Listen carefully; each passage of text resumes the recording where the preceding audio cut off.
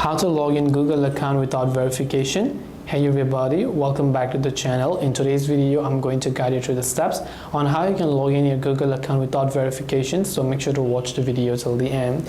Now, Google will never ask you for a verification unless you log in from a new device or you have turned on two-factor authentication, because most likely if you just signed up using your email and password and you did not provide a phone number or anything else, then in that case Google is not going to ask you for your verification in this case, which means that you can just go ahead and log in seamlessly without any sort of verification. And in the times that it does, it will most likely send a notification to another device that is currently logged into your Google account. Then you can approve the notification from there, or they will send a verification code in the phone number that you provided, which you want to check in the SMS app, and then you will be able to log in. But other than that, Google will not ask you for a verification unless you have turned on two-factor authentication, and if you have, then there is no way to log in without the verification, because you must prove that you are the owner of that account. And if you cannot prove that you are not the owner of the account, then Google cannot give you access to that account. So that's just the truth of this video. Hope this video helped you. If you have any questions, feel free to leave them down below.